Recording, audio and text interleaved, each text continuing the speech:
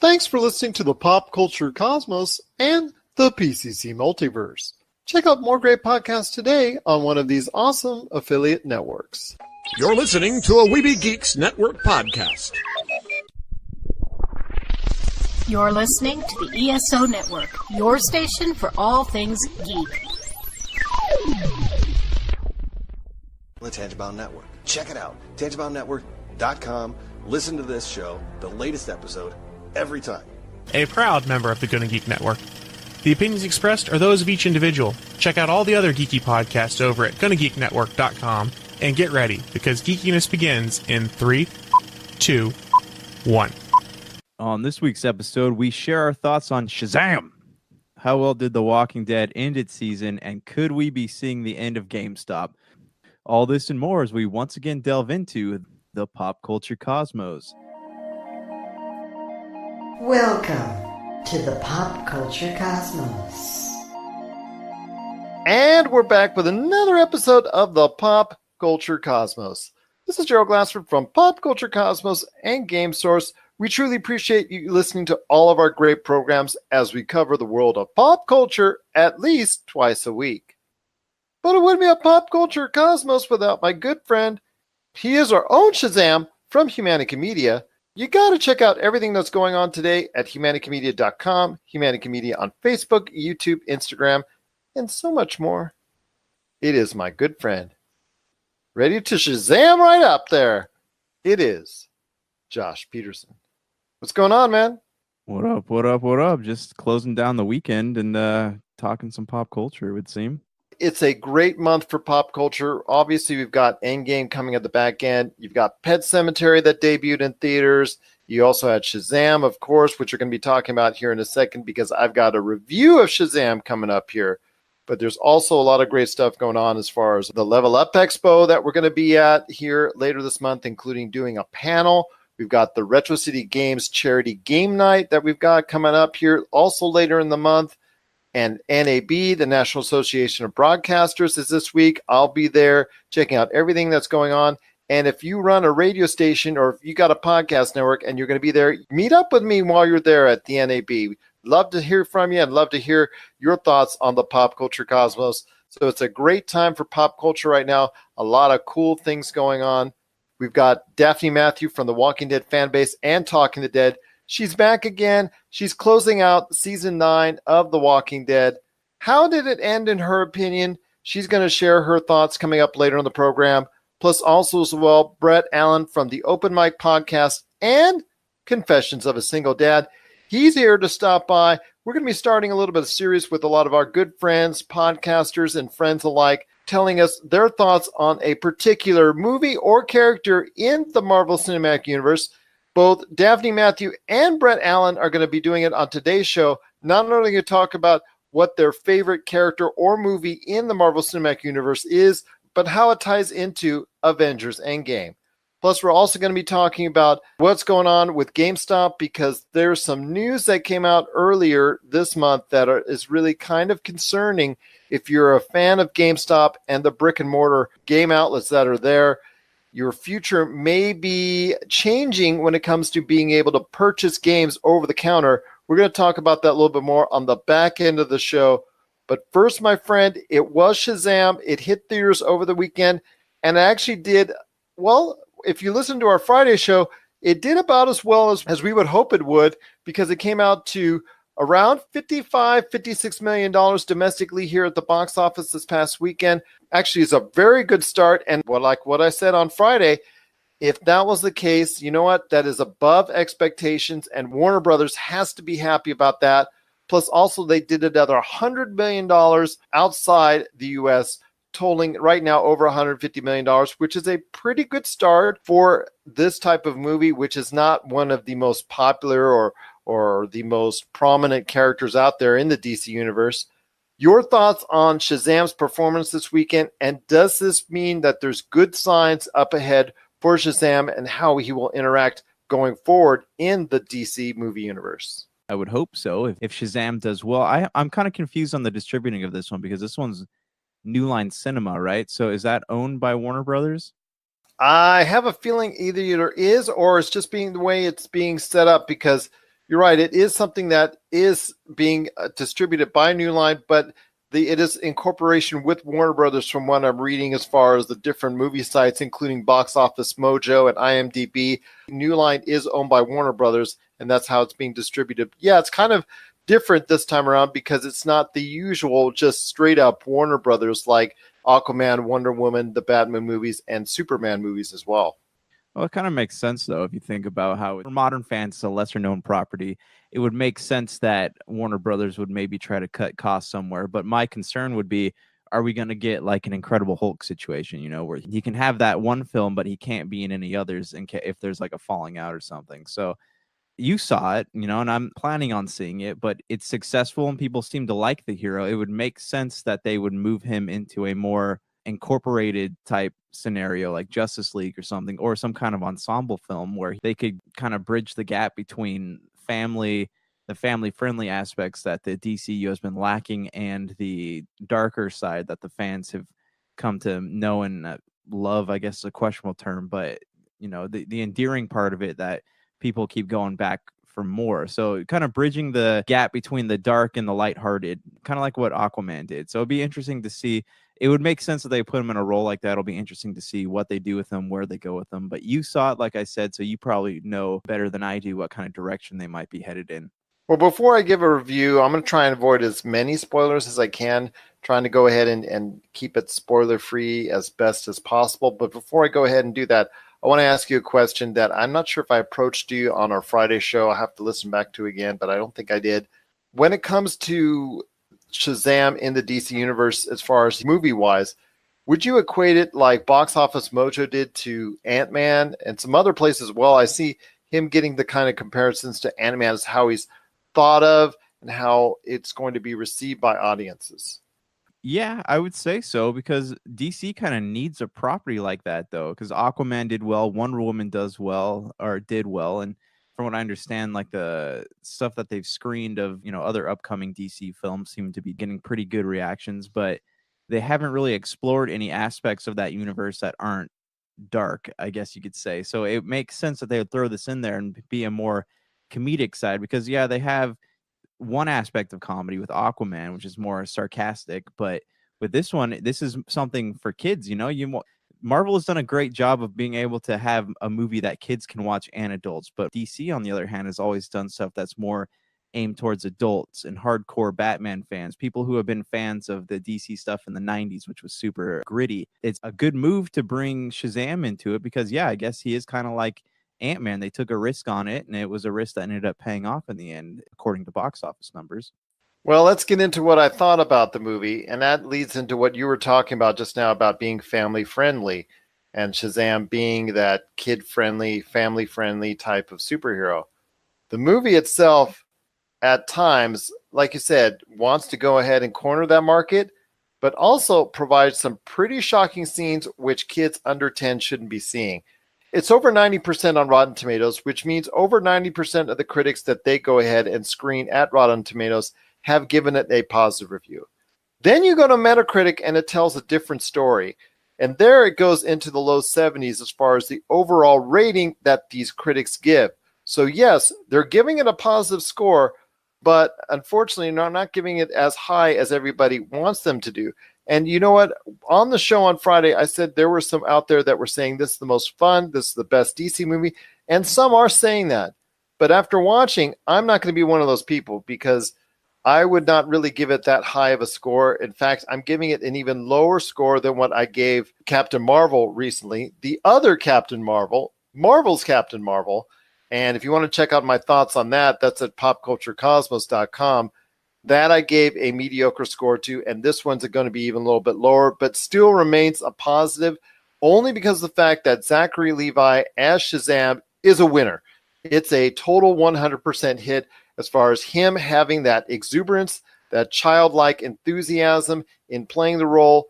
It's unfortunate, though, that everything else around him is just utterly just not that good at all, not that well constructed, not that well directed, not that well written, and not that well thought out, especially the school scenes.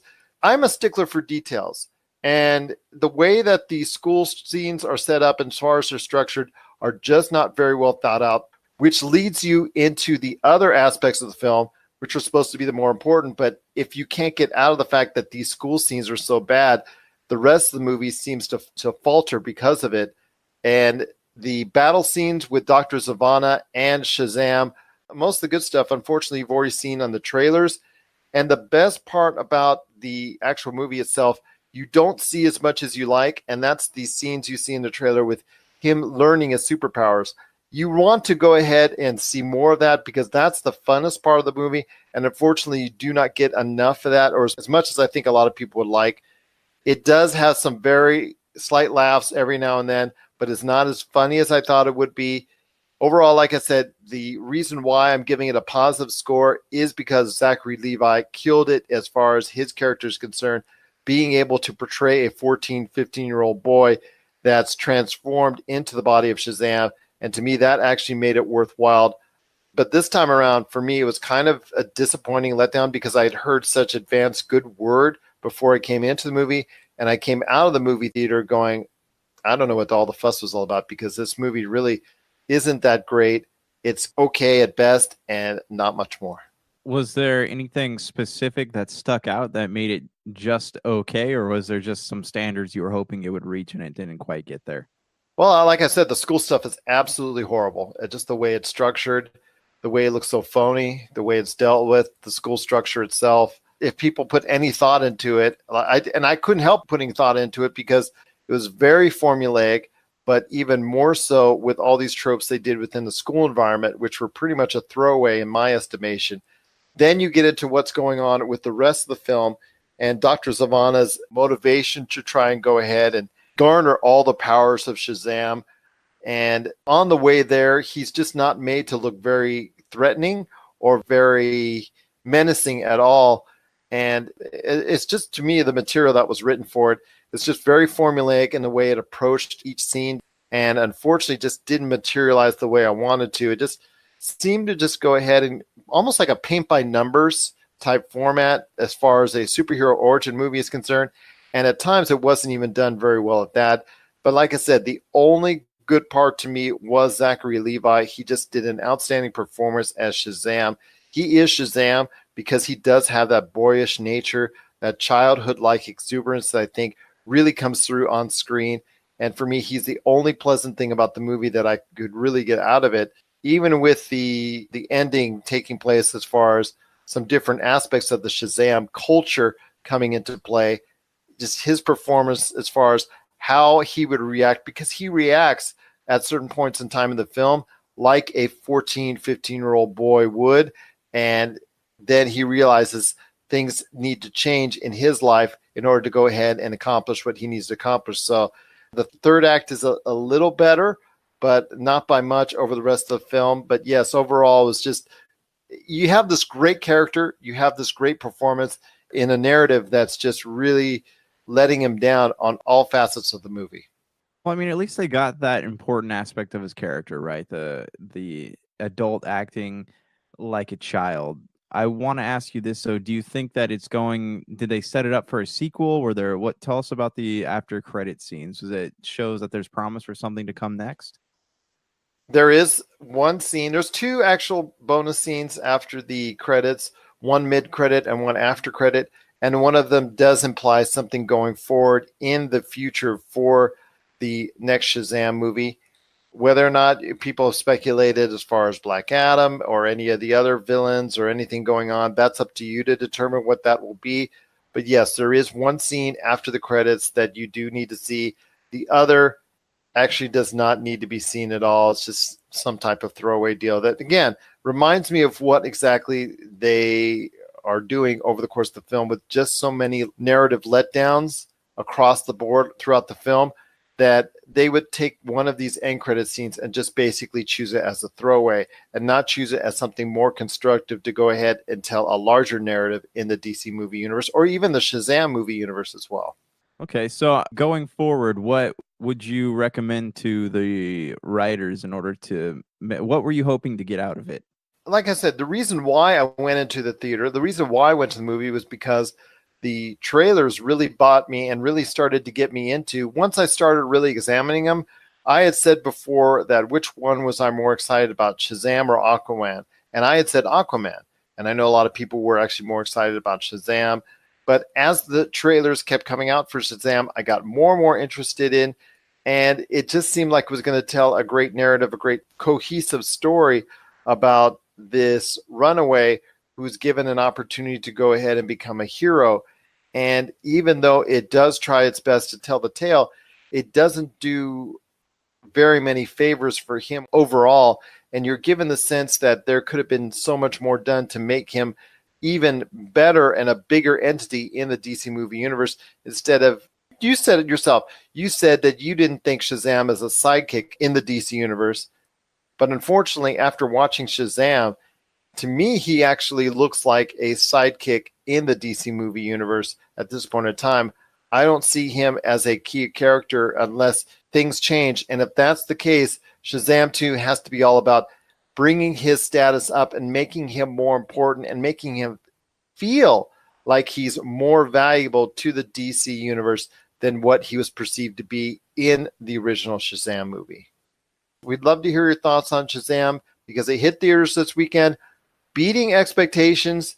That's great news for New Line and Warner Brothers. So hopefully we would like to see more coming up and maybe even a better narrative going forward for Shazam. What are your thoughts on Shazam? PopCultureCosmos at yahoo.com. Also as well, Pop Culture Cosmos, Humanica Media, and Game Source on Facebook, Twitter, and Instagram as well. Well, coming up next, we're going to be talking to Brett Allan of the Open Mic Podcast. He's going to share his thoughts on his favorite memories from the Marvel Cinematic Universe and how those memories tie into Avengers Endgame. And then right after that, we're going to be talking to Daphine Matthew from the Walking Dead fan base and Talking the Dead. She's going to be sharing her thoughts on season 9 on The Walking Dead, how it ended up in her mind. We're going to hear that, plus her thoughts on a Marvel memory and how it also ties into Avengers Endgame coming up as well. This is the Pop Culture Cosmos. Looking for an edge the next time you take on your favorite video game? Then check out Vitabrace High Performance Gamer Wristbands. Packed with the power of fruit seed oil, Vitabrace is clinically proven to help improve performance, giving you a better gaming experience. Head to miraclefruitoil.com and use the promo code MEDIA10 to get $10 off your Vitabrace purchase. Whether you're looking to beat the time on your latest speedrun or are fighting your way to the top on your favorite multiplayer or battle royale, Vitabrace can help you reach your gaming goals. Buy Vitabrace today at miraclefruitoil.com. That's miraclefruitoil.com. Vitabrace. Win with it. All right, welcome back. Thanks so much for joining us once again right here on the Pop Culture Cosmos. It is Avengers Endgame coming out later this month, and we have already started with so many great thoughts already from us at the Pop Culture Cosmos on what we think is going to go on with Avengers Endgame. But we want to hear out there their thoughts and the influences of the Marvel Cinematic Universe when it comes to Avengers Endgame. So I posted out invitations out there to see if some great people wouldn't mind joining us and telling us their thoughts on a movie in the Marvel Cinematic Universe that has influenced them so much and how it applies to what's going on in Avengers Endgame. And you know what? One of the first people that signed up is actually a great podcaster that's out there. You got to catch two of his awesome podcasts. The one that everybody probably knows already is the Open Mic Podcast. You got to catch it today on Apple Podcasts, Spotify, and so many other outlets. But also, he just started up Confessions of a Single Dad. You got to check that one out as well. It is an awesome podcaster indeed. And I want to welcome to our show, Brett Allan. Brett, it's great to have you on the show. Hey, thanks for having me. It's a pleasure to be here, my friend. I always like talking to fellow podcasters and movies and anything pop culture related. So thanks for having me. Oh, no problem. Glad to have you here. And again, if you get a chance, check out his two awesome shows as soon as you can because they are definitely great listens. But we're here to talk Marvel, my friend.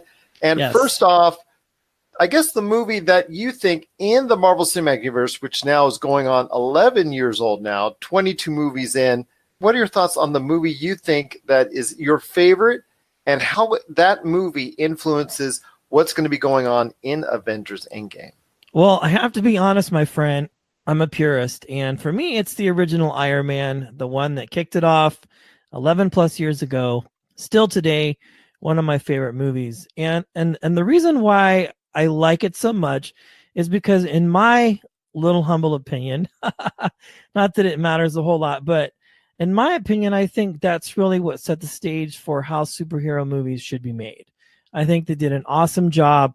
I think with the technology and the special effects that they had at that particular time, they just did an amazing piece of work. And in 10 plus years later, I think the special effects and everything that goes along with that is just as good as what they've been putting out today.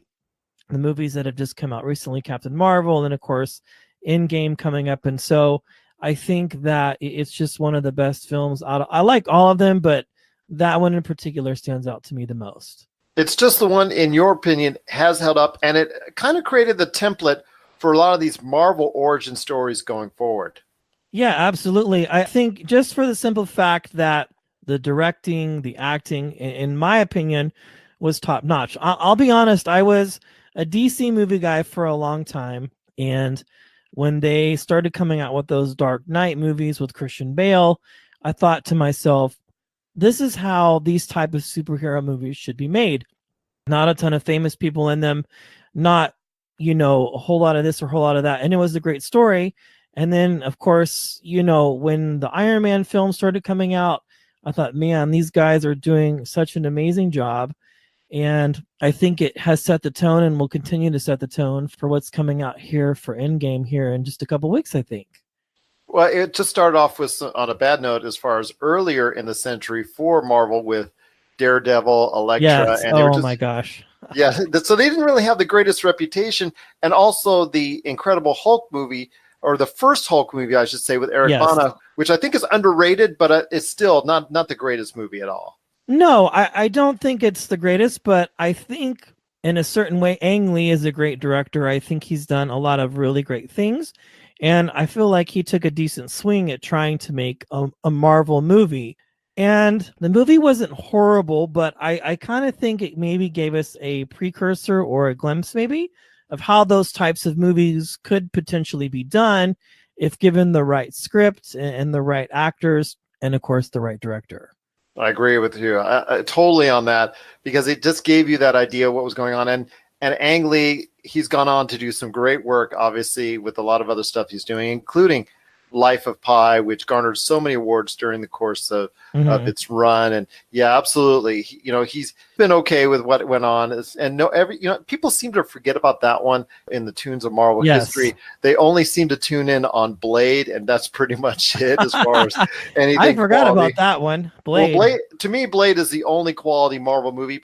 You can argue about Benicio del Toro's Blade 2 or even Blade 3 with Ryan Reynolds hamming it up, showcasing a later time in life that he would be going ahead and find the opportunity to really accentuate his character and his ideals with Deadpool later on. I agree with you 100% on that. It's funny. I forgot about Blade. That's kind of another underrated film, I think. He's not one of those, I think, typically known Marvel heroes, or maybe an anti-hero, so to speak. Now, not to sidetrack our conversation, but I would love to see them do another Blade film and just do it right. I know there was a TV series for a while and it was okay, but I think given the right, again, I say this, director and script, a good actor, it would be great for them to revamp that whole Blade thing and maybe somehow weave him into the Marvel universe. I don't know how they would do it, but it would be interesting to see it happen. If they do it with the X-Men, I have a feeling they're going to do it with Blade, because a lot of people like me out there, and sounds like you as well, have a lot of good feelings towards Blade as a character that I think it would work under the most extreme. But you know what? It's the Marvel Cinematic Universe, and so far they've hit on all the right notes. So I wouldn't put this past them, because I think at some point in time, Blade might be an effective tool down the road to be able to, I guess, pick up the Marvel Cinematic Universe at that point in time, because I'm worried after Endgame, the next phase of Marvel movies, as we get an influx of more new superheroes in, maybe Blade will be something familiar that a lot of people would want to see. Yeah, I think so too. And I don't know if Captain Marvel is supposed to sort of be the continuation of all of that, or if they're going to introduce more characters in this last film. I'm not sure, but I agree with you, my friend. I think Blade would be a good way to fit things in with the X-Men. I think it could work out really well if they decide to do that. Maybe they already have that in their hip pocket and they just haven't told us yet. I'm sure it's right there on the whiteboard on Kevin Feige's office how he wants to lay it out. And now that he has all the Fox properties already with the Disney Fox merger that's already out and done with it, he can now go ahead and plan accordingly. Iron Man obviously is a great suggestion. He actually got the ball rolling and all that, and Robert Downey Jr. has done a sensational job in the role. How does his plight seemingly fit alongside with what's going on in Avengers Endgame? What do you foresee happening? Let's put on that hat as far as maybe the fortune teller is concerned and just try to foresee what you think may go on with Robert Downey Jr.'s character as Iron Man in Endgame. Well, I honestly feel like in Endgame, he's kind of paying for the sins, so to speak, of everything that he's done so far in the other films. If we wind the clock back to Iron Man 1, where this all started, he was promoting and financing weapons and all of these things. And this character was sort of born out of the Iron Man character, sort of born out of the fact that he realized he had messed up and was trying to right the wrongs of some of the mistakes that he had made.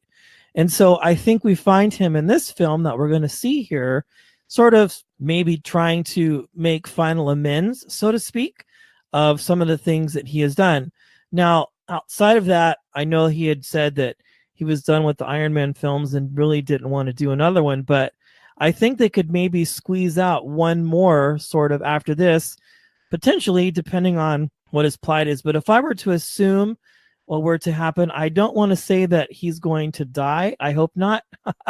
But I do think that there is going to be a lot more trouble coming for him, so to speak, than we might realize, and from what we've seen so far happen to him. Well, I'm here in Vegas, and I'll tell you this. We are the betting capital of the universe.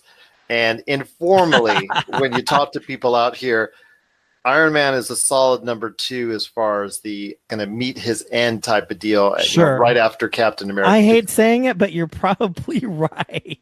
It's either Captain America, Iron Man, or both is what I usually hear these days when it comes to who's going to kick the bucket in Endgame. Yeah, I know that it's going to be a tearjerker. That's all I got to say right now on it. But it is Avengers Endgame. It's coming out the 26th of April. Hope you got your tickets because it's crashed all the major ticket sites. You got to go ahead now and get your tickets soon if you want to see it the first weekend. Otherwise, you have to go on eBay, and that's going to be a lot of money. Oh, forget it. But one last question to ask you, Brett, while you're here, and again, appreciate you joining us, is why do people need to listen to not only your great podcast, the Open Mic podcast, but also as well, Confessions of a Single Dad? Well, Open Mic podcast, we do pop culture. I interview a lot of celebrities, entrepreneurs, all types of people. And the idea of Open Mic is to get people to talk about things that they might not normally talk about when they're on a show. So to get them away from their talking points and to just really get down to the root of who they are as a person.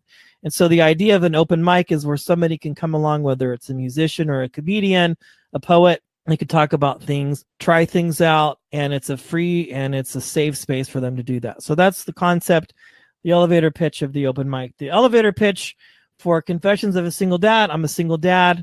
I think single dads do a great job most of the time, hopefully all the time. And so the point of this show is just to kind of celebrate the victories of the single dads. But I always say if you're not a single dad, you're still welcome to join in. And that's kind of how the open mic started, and then it went away. So I wanted to bring all of that back with Confessions of a Single Dad. So if you have struggles, if you're a single dad, or even if you're a single mom, whatever, I think you'll benefit from the show because we tackle a lot of topics that are a little bit taboo and try and flesh them out and find out ways that we can just be better parents overall. Now, I mentioned already that these shows you can find on Apple Podcasts and Spotify. Are there any other major podcast outlets you want to mention where people should go out of their way to find your podcast at? Yeah, they're everywhere. Spotify, iHeartRadio, Pandora.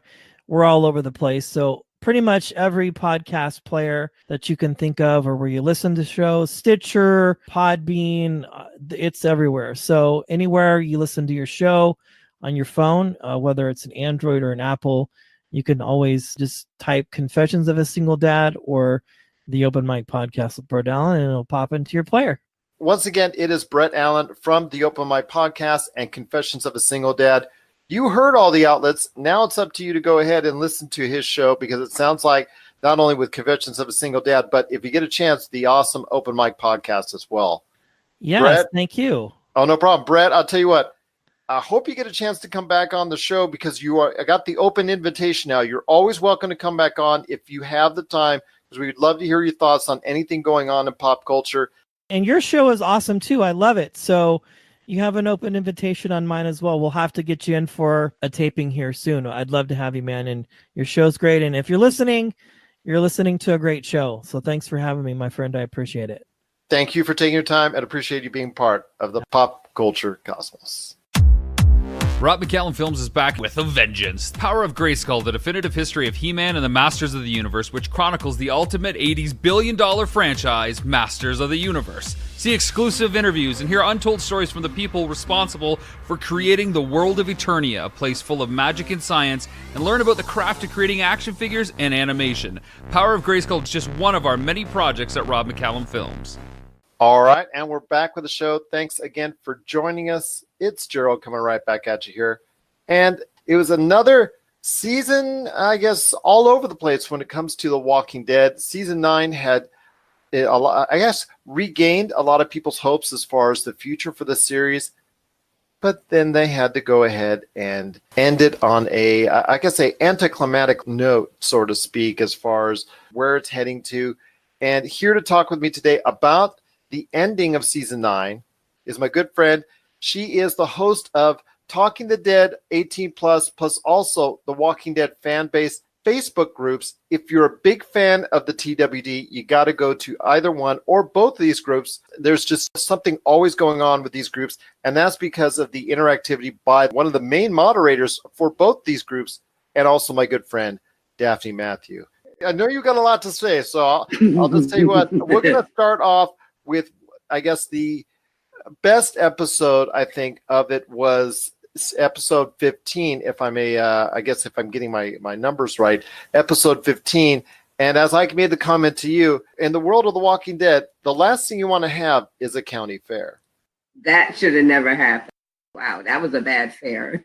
I think we found out what not to do at a fair anymore, even with the letdown on who actually ended up on the pikes. I think people just wanted to see that scene play out on the show itself, because in the comics, it was the two main characters was Rosita and King Ezekiel. It was surprising for me. Let's go through the list real quickly on who at the end, because the Pikes are one of the most iconic moments in the comic book series. They recreated that in episode 15 with the Whisperers sending a clear message on exactly where the boundaries are by setting up 10 Pikes with 10 different individuals. Right. And some of them were, even though they weren't main characters, they were still, at least with two of them, long-lasting characters that I think people were surprised that they were actually part of those heads on a pike. Well, I also think some of the other ones, people were surprised because it was like, why did they get piked in the first place? So let's go through the list, starting from the beginning all the way to the end. So the first ones were Alec and Ozzy, who were the highwaymen. So for them to get piked, it was kind of surprising, because it was like, well, a lot of people were starting to believe that the highwaymen just came in to be those pike victims. DJ was actually one of the Alexandrians. He was in a couple of episodes with Michonne. Frankie was a big surprise. I think we saw her in a couple of episodes at a glance. So Frankie was surprising. Tammy Rose, I think the reason why she actually got piked was because of the baby. The Whisperers left that baby to die. It was kind of surprising to see her on the pike, but I think it had more so to do with the baby. And then after Tammy Rose was, I do believe that was Enid. Enid total surprise. I mean, she was in training to be a doctor at the Hilltop. She was working with Sadiq. She had the romance with Alden, and she got piked. Tara, of course. Tara was, a lot of people are upset about Tara. I wasn't too upset about Tara because I'm going to be honest, I felt that she should have died a couple of seasons ago because, I mean, in the beginning when Tara first appeared, and she even said it on The Talking Dead afterwards, she was only supposed to be on the show for 3 episodes, and she ended up being there 5 years. Tara, in the beginning, was cool. She was comic relief. She was funny. She was witty.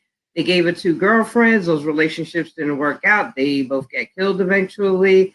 So I kind of felt Tara's story was coming to the end because, one, they weren't going to put her in another romance. I mean, she's already lost 2 girlfriends. This season, it was subtle, but it kind of made it known that Tara wasn't really thought about being a leader.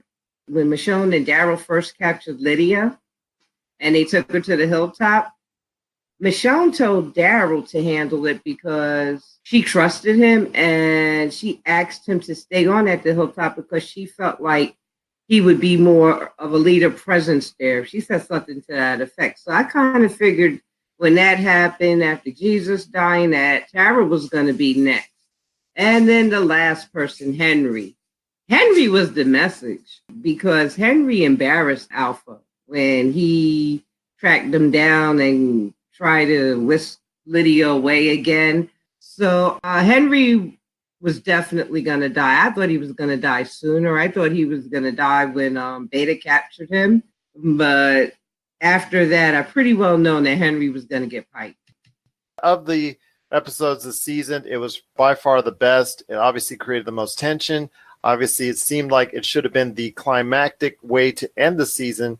But unfortunately, after what people are describing as a very good episode and one of the season's best, if not the best, you had an episode to close out the season that seemed very anticlimactic, where it should have just kept episode 15 and actually swapped places with episode 16 and maybe put one before the other instead of ultimately making the decision that you did. It just goes to show the forethought and the actual planning of The Walking Dead still not there, still is not where it needs to be, and the ratings reflect on it. Whatever high, whatever bonus you got from episode 15 and all the the news and the interest that came from it, episode 16 was such a downer to the point that it is the worst rated final episode ever of The Walking Dead. But still, when you're talking about numbers where you can get 5 million people to still watch your show, compared to other shows, a lot of shows would like to have that. So be that as it may, you still got a lot of things going on with The Walking Dead. But yes, episode 16 did end on an anticlimactic note. So if you could just cover it real briefly for us as far as what happened and where it goes into the timeline as far as the future for The Walking Dead. Well, episode 16, in my opinion, was a terrible episode. There were 2 episodes, and you'll get no argument for me on that one. There was no reason for it. It doesn't fit anywhere within that entire season. Okay, so the kingdom fell. This all took place 2 months after the fair. So the kingdom fell. Disrepair, it was breaking down, and there was nothing they could do to fix it. So they all had to leave the kingdom. I get that. They could have did that a different way. The snow, I mean, we've known it's been cold in The Walking Dead for 9 years. They do actually have seasons. You actually see them in appropriate attire to reflect that, okay, it's cold outside. But I don't understand the point of the snow. I didn't understand the point of the snowball fight. The best part of the finale for me was Negan. Between him getting on Father Gabriel about the 3 men and the baby situation with Rosita and him actually saving Judith, that was the best part of that entire episode. I didn't understand that episode's place. I mean, if they wanted to start the redemption arc with Negan, they didn't need a snowstorm to do it. I think they ran out of steam. I think the writers got to the point where episode 15 should have just been the finale. They could have did a full episode on the fair and maybe show the individuals getting captured in episode 15 and then actually do the reveal for the finale. I don't understand the placement of the episodes, and I don't understand why they had to even have that episode for the finale because it makes no sense. I don't get it. I don't get that episode at all.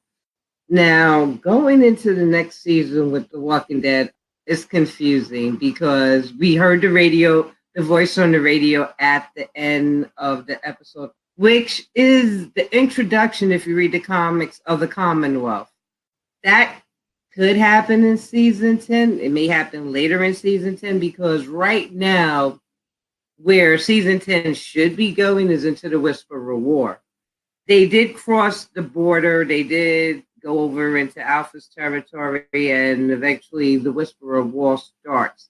So that should happen in season 10. And they also have to deal with Denai's exit. How is she going to leave the show? Is she going to die? Is she going to leave? Is she going to go and search for Rick? What's going to happen with the kids? So there's a lot of questions going into season 10, knowing that another major character is leaving. How are they going to do this and still keep the numbers they're keeping? Because I'm going to be honest with you, people talk about the ratings, they complain about the ratings, they're saying the show is losing viewership. There are not many shows that can still say after 10 years that they have over 5 million viewers.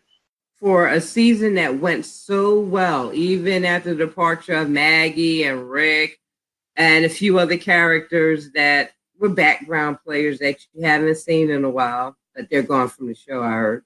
This was an incredible season until we got to the finale. The finale kind of took the steam out of what Angela Kang was doing all season, which was rebuilding and recreating The Walking Dead. I hope that she redeems herself in season 10. I hope they don't drag out storylines.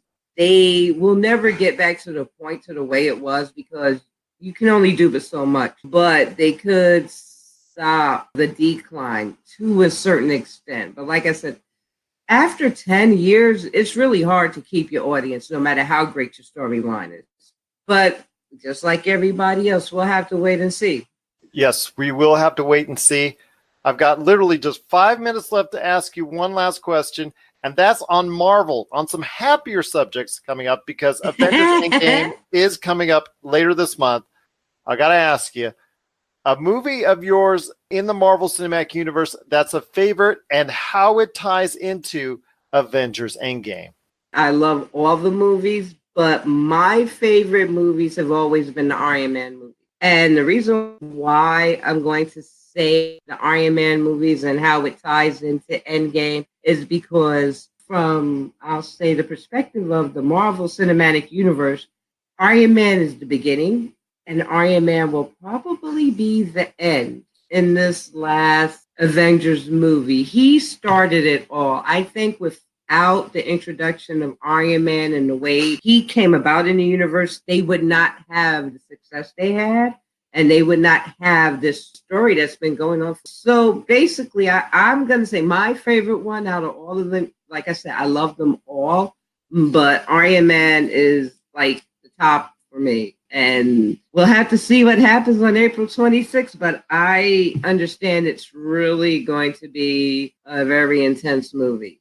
It's kind of tough to say goodbye to this aspect of the Marvel Universe because we've seen these actors in their various ensemble movies as well as their own spin-off movies for the last 15 years or more. And to see that come to the end in the manner that it's going to come to an end, it's very sad. But I'm looking forward to it on the 26th. Hopefully I'll be one of the first people to see it. And we'll talk about it, sometime in the near future. Sounds like a plan indeed. Once again, it is our own Daphine Matthew from Talking the Dead 18 Plus and also the Walking Dead fan base on Facebook. If you're a TWD fan, you got to join up and be a part of all the great things going on with both those groups. Just so great to always talk to you, Daphne, about all the things going on with The Walking Dead and everything in pop culture, but always great to have you on the show and part of the pop culture cosmos. If you're tired of sifting through flea markets for rare and unique games, we can help. Retro City Games in Henderson, Nevada, only 5 minutes from the Las Vegas Strip, has all your favorite gaming staples, classics, and a wide selection of rare games with new stuff always appearing on our shelves. Come in and chat with Nicole or Doug about your love of games and watch as they help you complete your collection or find your childhood favorite. And don't forget, Retro City Games loves trade-ins. So if you have any Nintendo, Super Nintendo, Sega, Xbox, PlayStation, or even PC games, come in and visit Retro City Games today. Welcome to the new metropolis of gaming, Retro City Games. And we're back to close out the show. This is the Pop Culture Cosmos. If you need a listing of where we're at, because we're being played all around the world, 7 days a week with our 2 great shows that we put out each and every week. Plus, we put out bonus stuff on our Pop Culture Cosmos channel. You got to check out our radio listings and some of our podcast listings on our Pop Culture Cosmos Facebook page, also as well on Twitter at Pop Culture Cosmo, and also Pop Culture Cosmos on Instagram as well. And we've also got 2 great things coming up, because on the 25th, it's a charity game night at Retro City Games in Henderson. 4 great video game tournaments: Apex Legends, Fortnite, Call of Duty Black Ops 4, and Super Smash Bros. Ultimate. We just announced for the first place for 3 of those 4 tournaments is an Xbox One, and for the Super Smash Bros. Ultimate is going to be a Nintendo Switch. So if you're in the Las Vegas or Henderson area on April 25th, come on down. It's 4 p.m. to 11 p.m. 4 great tournaments. There's also going to be some live music with Vedius, Hyperschmidt, True Die, and Serious Damage. Plus, Josh is going to be there with Humanica Media and Topicocalypse. Jamie and Tony are going to be there with Game Source. Sal from Mario Party Wars. The guys from Go Brothers Gaming, and a whole bunch more going on. Just go check it out. It's the charity game night. Proceeds benefiting the UMC Children's Hospital, 3 Square, and Make-A-Wish of Southern Nevada. Please check it out. April 25th, make a donation. If you want to go ahead and be a part of the tournament, you got to make a donation. But even if you can't, just make a donation when you stop by Retro City Games, either beforehand or on April 25th when you join us from 4 p.m. to 11 p.m. And then also Level Up Expo, the 26th, the 27th, and 28th. We're going to be doing a panel 3 p.m. to 4:30 p.m. It's a live Pop Culture Cosmos. Going to have all these great guests that are going to be there, including Josh. You're going to be there as well with Humanica Media and Topicocalypse, plus also Go Brothers Gaming, Sal from Mario Party Wars, the guys from Game Source, Doug from Retro City Games, and there's going to be a ton of stuff we're going to be talking about, including Avengers Endgame, Days Gone, Mortal Kombat 11, and a whole bunch more. Join us for a live panel at the Level Up Expo. That's April 27th, 3 p.m. to 4:30 p.m. at the Las Vegas Convention Center. For ticket information, go to levelupexpo.com. That's LVLUPEXPO.com. My friend, you've got a great thing going on with Humanica Media, so share the goods, my friend. What's going on with Humanica Media?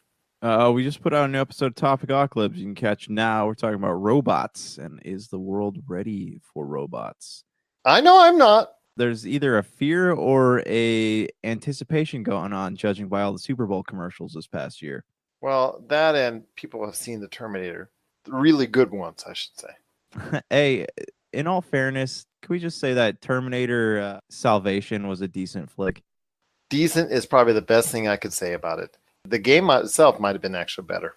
Because, dude, Sam Worthington, gotta love the guy, man. Like, I think James Cameron ruined his career. Yes, I agree with you on that. Yep. But yeah, Sam Worthington is probably because of Avatar. He could have been the next great action star, but he got too tied up in James Cameron stuff. Now all he can do is focus on the family Christian films, it would seem. And James Cameron Avatar stuff. And also, what do you think about the news of Vin Diesel jumping into the Avatar universe? Why not? He is Groot. He's playing another tree baby in the actual Avatar universe? Oh, I hope so. That'd be cool. Be that as it may, Vin Diesel or anybody else jumping into the Avatar universe, I got to see it. And just if Avatar 2, around the time whenever it comes out, finally, we're going to be talking a lot about that because there is some great anticipation. And is Disney going to fit the bill for any more Avatars after that? We'll have to wait and see. But my friend, before we head on out, got to be talking about the woes of GameStop because they recently announced their numbers for fiscal 2018. And to me, that was an eye-opener, if there ever was one, about the brick-and-mortar type stores being able to be viable in the world of video games and the video game marketplace at this point in time. Because, get this, my friend, $673 million operating loss. for fiscal 2018, my friend.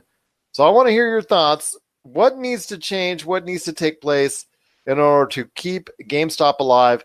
Their search for a new buyer for their company ended last month because it didn't look like anybody wanted to actually pay into or buy into GameStop. So them's not good signs, my friend, as GameStop is really hitting hard times.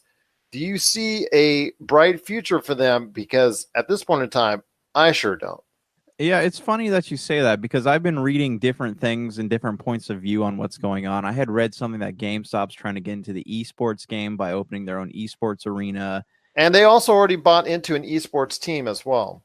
Right. And I also heard that it was something about how the fiscal year was a lot longer than it was before. And, I don't know how much extra a few days is going to cut off that $673 million. But GameStop doesn't know what they want to be. Do they want to be a hot topic? Do they want to be a video game store? Do they want to sell action figures? They can't quite figure it out. And it sounds like they're actually making most of their money is coming from collectibles and used games. So that makes me wonder if they could focus more on that stuff or a new game. Okay, what is the cost of a new game to them? How much does it cost them to store it in their store? Because, right, you look at Nintendo Switch games. Nintendo Switch games never go on sale. You go into GameStop, they have so many Nintendo Switch games that just sit there and take up space. How much does that cost them to keep them in their store? And when games go on sale, like remember back when they used to do the buy two get one free used game sale? If they did more stuff like that instead of just putting junk on sale, like if you looked at their spring sale catalog, there's not really a lot in there that hasn't already been on sale for the past 2 months. So that being said, maybe they need to go to a more like book off type store that they sell used games, maybe not sell so many new games, maybe only sell like new stuff, big releases, right? Sell that kind of stuff. But maybe if someone wants an obscure new game, they can go online and find it. So mainly focus on collectibles and used games and kind of have like a place where people can go and trade used games and get new used games and stuff like that. Because it sounds like having these brand new games on their shelves is eating up money. But that in the past was a means to an end.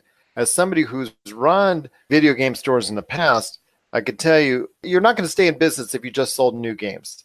I mean, Walmart, Best Buy, GameStop, any of them, it's just a means to an end because the profit margin is not there. Not there at all when it comes to new games, especially if they go on sale. That just cuts the margin even further. Sometimes you're actually selling it as a loss when it comes to some of these games, which is really problematic if you're trying to use that as a bigger portion of your business. And you're right.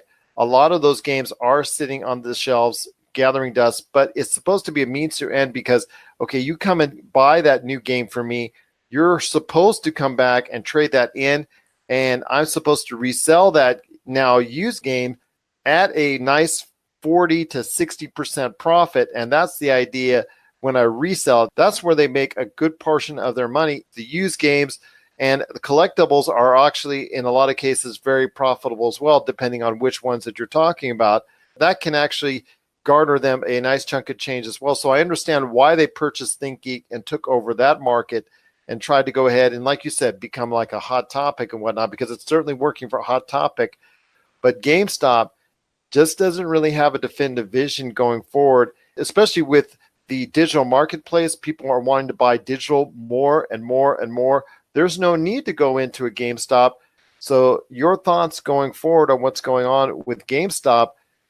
I don't see a bright future, my friend, for maybe the company will stay on as far as an online format, but I don't see a happy future for the brick and mortar stores. I see them starting to either shave off a few of them or a massive just shutdown, as we've seen already with several retail outlets in the recent past.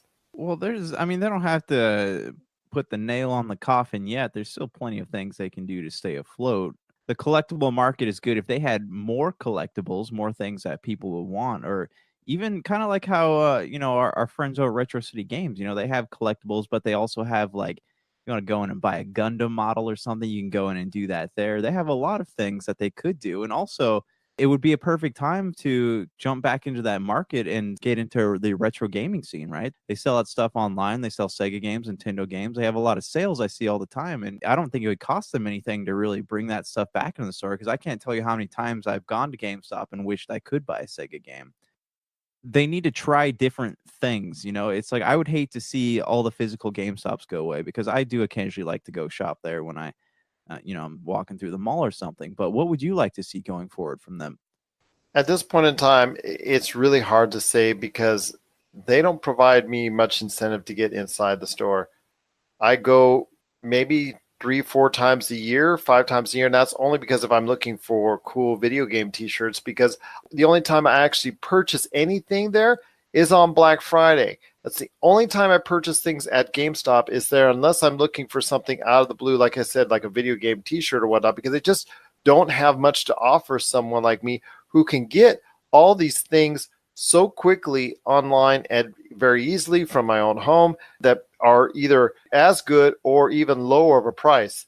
And you're right, when you've said before, as far as the value of these games, the trade-in and all that, that's a common joke that's out there when everybody talks about GameStop. And that's one of the things that was first talked about when I reported about the major loss that they suffered in fiscal 2018 was, you buy a game from them and you come back with it and the trade-in value is like minimal. It usually just drops off 50, 60, 70% from what the actual original value is, which is a killer for people that are trying to go ahead and be return customers. It's just incentive to just go ahead and go somewhere else. You're spitting in their face a little bit. Like I mentioned a business like Book Off, and you have a lot of people going in there because they can get some pretty solid trade-in values, and they also get used games that aren't going to cost them an arm and a leg to play. So GameStop does a very bad job and they do the thing. If you're a pro member, you get 25 to 50% more on your trade-in value, but that's still costing you money. So in the end, you're not really getting anything out of that membership. They don't treat their customers very well.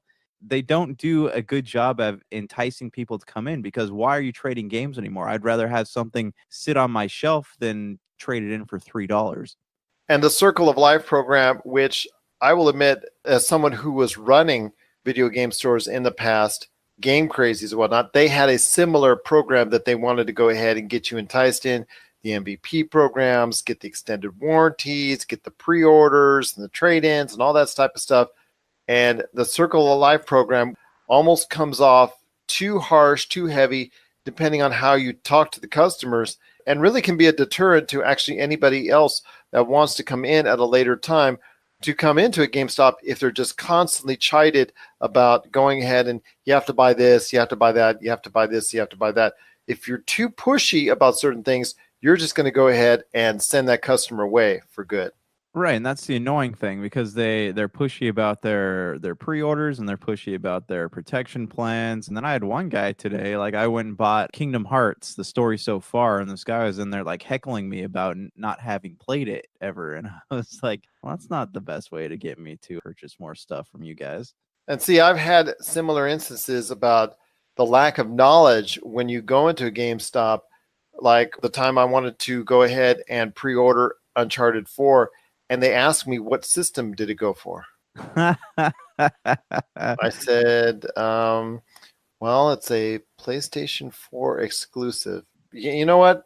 I'm good. Can we just bring back Electronics Boutique, please?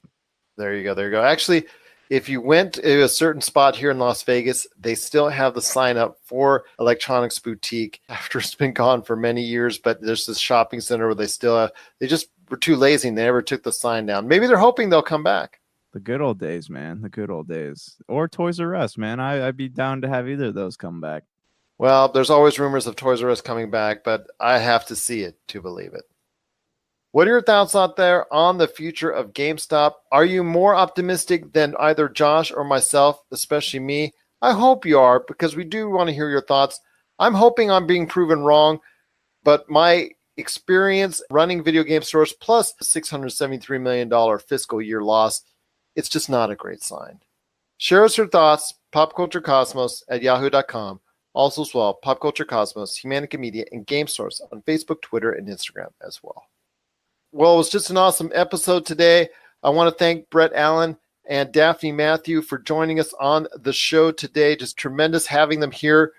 Once again, you got to check out Brett Allan's podcast, the Open Mic Podcast, and Confessions of a Single Dad. And Daphne, you got to check out what she's doing as curator of the Walking Dead fan base and Talking the Dead on Facebook. Coming up, my friend, Friday, it's Hellboy. I know that's going to be a major subject we're going to be talking about for the PCZ Multiverse. But any last thoughts on the way out? No, I think we just about covered it. Yeah, we're good, man. All right. Again, always appreciate you stopping by, my friend, and joining us right here in the Pop Culture Cosmos. And please check us out later this month at Level Up Expo and the Retro City Game Night. We truly would appreciate it, and all those great charities, and also everybody at Level Up Expo as well. It's going to be a great time. Got to check it all out.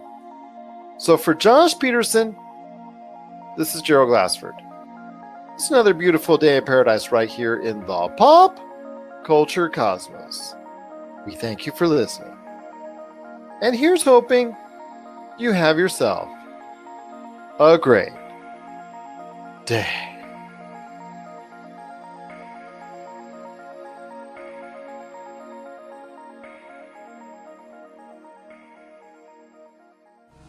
Okay, let's talk about the Flopcast. Where every week we drink a lot of coffee and we talk about comic books, movies, conventions, music, Saturday morning cartoons. Oh, don't forget the coffee. Lots of weird, obscure pop culture stuff from the 70s and 80s. And chickens. Yeah, chickens. This will be the stupidest half hour of your week. We guarantee it. You can find us on the ESO Network and Flopcast.net.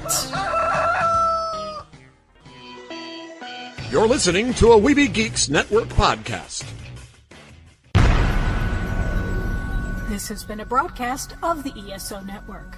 Be part of the crew and help support our shows by donating to our ESO Patreon or by shopping through Amazon.com or the TeePublic Store, which can all be found at www.esonetwork.com. The ESO Network, your station for all things geek. Tangent Bound Network. Let your voice be heard. TangentBoundNetwork.com. Thanks so much for downloading the Pop Culture Cosmos, and stay tuned as more great podcasts are on the way. Thanks again for listening to us here at the Pop Culture Cosmos.